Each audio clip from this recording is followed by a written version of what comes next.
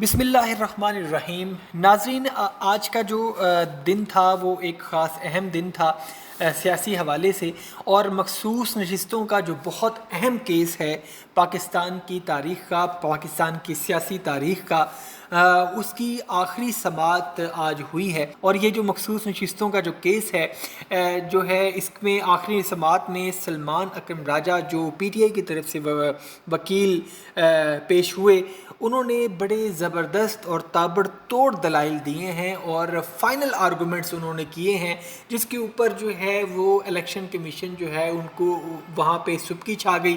اور ان کے پاس اس کے جواب میں کوئی کاؤنٹر آرگومنٹ نہیں تھا۔ سلمان اکرم راجہ نے کہا جی کہ جو باپ پارٹی ہے، باپ پارٹی بھی جو ہے وہ کانسٹیٹیوشن مطلب کہ ایوان کا حصہ نہیں تھی، پھر بھی ان کو جو ہے ایک مخصوص نشست جو ہے وہ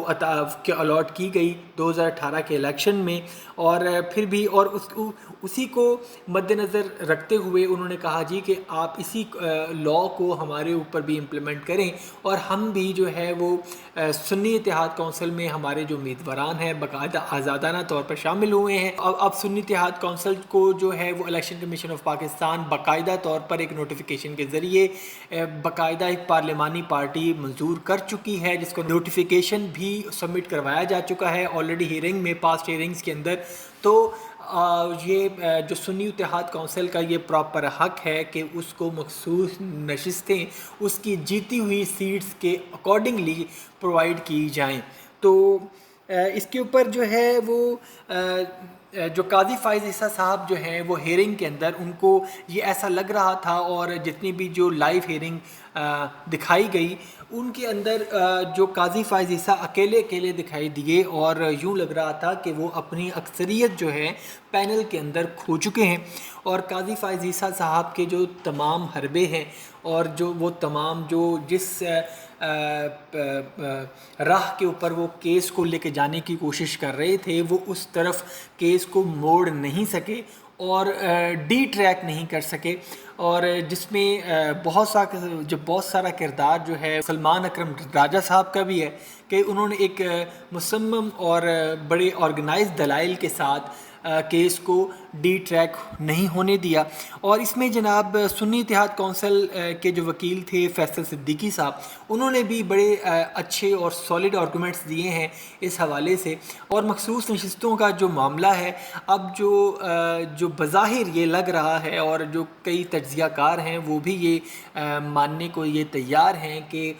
ہو سکتا ہے کہ یہ جو اس کیس کا جو فیصلہ ہے وہ پاکستان تحریک انصاف اور یا پھر سنی اتحاد کونسل، آپ ایک ہی بات کہہ لیں کہ ان کے حق میں آ سکتا ہے، کہ جا سکتا کہ یہ 110% ان کے حق میں آئے گا۔ لیکن قانونی طور پر جو ہے وہ کچھ جو ہے اگر ایسے پہلو بھی نکل سکتے ہیں کہ جس میں یہ کیس جو ہے وہ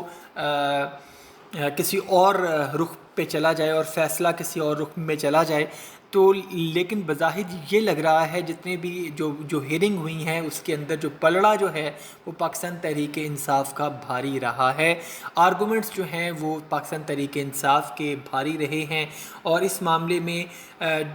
جسٹس اطہر من اللہ کے بھی بڑے سالڈ کویشچن سامنے آئے، جسٹس عائشہ کے بھی بہت سالڈ کویشچن سامنے آئے، جس کے جوابات جو تھے وہ الیکشن کمیشن کے پاس نہیں تھے۔ بڑی کیٹیگوریکلی اور بڑا کھل کے انہوں نے الیکشن کمیشن کو جو ہے اس معاملے میں جو ہے وہ گلٹی قرار دیا کہ الیکشن کمیشن جو ہے وہ باقاعدہ ایک پارٹی کی صورت میں کردار ادا کر رہا ہے، حالانکہ الیکشن کمیشن کو ایک باقاعدہ غیر جانبدار ہو کر اس کیس میں اپیئر ہونا چاہیے، لیکن الیکشن کمیشن جو ہے وہ باقاعدہ ایک فریق بن کر کوشش کر رہا ہے کہ وہ اس کیس کو جیتے، حالانکہ اس کو ایک باقاعدہ طور پر اس کیس میں آزادانہ طور پر سہولت کاری فراہم کرنی چاہیے، لیکن جو جیسچر جو شو کر رہا ہے الیکشن کمیشن اور ان کی جو وکلاء ٹیم ہے وہ یہ جیسچر شو کر رہی ہیں کہ وہ یہ چاہتے ہیں کہ وہ ہر صورت اس کیس کو جیتیں، وہ باقاعدہ ایک فریق بن کر اس کیس کی طرف ان کی جو پوری کوشش ہے کہ وہ اس کیس کو جیت لیں۔ تو اس کے اوپر بھی ایک بڑا واضح نشان ہے، بڑا واضح سوالیہ نشان ہے، جس کے اوپر جسٹس شاہد وحید صاحب نے بھی ایک بہت بڑا کویشچن مارک لگایا کہ الیکشن کمیشن کا جو کردار ہے وہ بڑا مشکوک دکھائی دیتا ہے، اس کے اوپر بھی ہمیں سوچنے کی ضرورت ہے۔ جسٹس اظہر رضوی صاحب نے بھی جو موسٹلی اس کیس کے اندر خاموش رہے ہیں، آج کی اس ہیئرنگ میں انہوں نے بھی اپنی جو کمنٹس دیے ان کے کس ٹیکسٹ میں لکھا ہے۔ حیثیت سے اگر کوئی پارٹی کسی پارٹی میں شامل ہو جاتی ہے، اس کے امیدواران جو ہیں وہ آزاد امیدوار کسی پارٹی میں شامل ہو جاتے ہیں تو اس کو نشستیں نہیں ملنی چاہیے، اور اگر نہیں ملنی چاہیے تو قانون کیا کہتا ہے پھر یہ نشستیں کس کو ملیں گی؟ اگر تو یہ پاکستان تحریک انصاف یا پھر سنی اتحاد کونسل کو یہ نشستیں نہیں ملتی تو پھر پاکستان پیپلز پارٹی کو یا پھر پاکستان مسلم لیگ نون کو یا پھر کسی بھی جو حکومتی پارٹی کو یہ سیٹیں کیسے مل سکتی ہیں؟ ان کے اندر یہ کس طرح سے ڈسٹریبیوٹ ہو سکتی ہیں؟ کیونکہ جتنی سیٹیں انہوں نے جیتی ہوئی ہیں ان کے کوٹے کے لحاظ سے آئین جتنا ان کو کوٹا دیتا ہے اس کے کوٹے سے اوپر جا کر کہ یہ جو آزاد سیٹیں ہیں، یہ جو مخصوص نشستیں ہیں، یہ کیسے دی جا سکتی ہیں؟ تو صریحاً جو ہے اس کے اوپر حق جو ہے وہ پاکستان تحریک انصاف کا ہے، کیونکہ پاکستان تحریک انصاف کے پاس جو ہے وہ اچھی خاصی نمائندگی ہے ایوان کے اندر، جن کو عوام نے ووٹ دیا ہے، جن کے عوام کے ووٹ سے لے کر ان کے نمائندے جو ہیں وہ بے شک آزاد حیثیت سے بھی لڑے ہوں، لیکن انہوں نے عوام نے ان کو ووٹ دیا ہے، عوام نے ان کو مینڈیٹ دیا ہے اور وہ ایوان کا حصہ ہے، اور یہ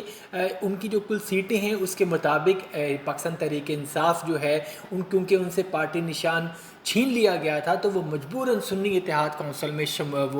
انہوں نے شمولیت اختیار کی ہے، تو اب یہ ان کا صریحاً حق بنتا ہے کہ ان کو ان کی مخصوص نشستیں جو ہیں وہ فراہم کر دی جائیں، جس کا جو ہے اب اگر یہ مخصوص نشستیں پاکستان تحریک انصاف کو مل جاتی ہیں تو سیاسی جو منظرنامہ ہے وہ یکسر تبدیل ہو جائے گا، اور جس کا سراسر نقصان جو ہے وہ حکومت کو ہوگا، اور حکومت اس کو ٹیکل کرنے میں کام رہے گی، کیونکہ جو اس وقت جو حکومت ہے وہ 3-4 جو ہے وہ پاؤں کے اوپر جو ہے وہ کھڑی تو ہوئی ہے 4 پاؤں کے اوپر، لیکن وہ جو 4 پائے ہیں وہ حکومت کے اپنے نہیں ہیں، وہ ایک پایا مسلم لیگ نون کا تو ہے لیکن دوسرا پایا پیپلز پارٹی کا ہے، تیسرا پایا ایم کیو ایم کا ہے، اور چوتھا پایا اسٹیبلشمنٹ کا ہے۔ تو جہاں تک خیال آ رہا ہے کچھ تجزیہ کار یہ بھی کہہ رہے ہیں کہ بیہائنڈ جو بیک ڈور جو رابطوں میں جو اسٹیبلشمنٹ کے ساتھ جو ہے پاکستان تحریک انصاف کی بھی کوئی مفاہمت جاری ہے، جس کے لحاظ سے جس کے بعد یہ بھی پیغام دیا جا رہا ہے کہ ہو سکتا ہے جو فواد چودھری صاحب جو ہیں اور دیگر جو لوگ ہیں وہ پارٹی میں دوبارہ شمولیت اختیار کرنے کی کوشش کر رہے ہیں۔ تو کچھ لوگوں کا یہ کہنا ہے کہ اگر فواد چودھری پاکستان تحریک انصاف میں دوبارہ شامل ہونے جا رہا ہے یا پھر ہو سکتا ہے، تو اس کا مطلب یہ ہے کہ اسٹیبلشمنٹ نے کوئی نہ کوئی پاکستان تحریک انصاف کے لیے سافٹ کارنر ڈیولپ کر لیا ہے۔ اس کے بارے میں کچھ کہنا، لیکن یہ بھی ممکنات میں سے ایک بات ہے۔ ابھی تک کے لیے اتنا ہی ناظرین، ملتے ہیں اگلی ایک نئی اپڈیٹڈ ویڈیو میں، اپنا بہت سا خیال رکھیے گا، اللہ حافظ۔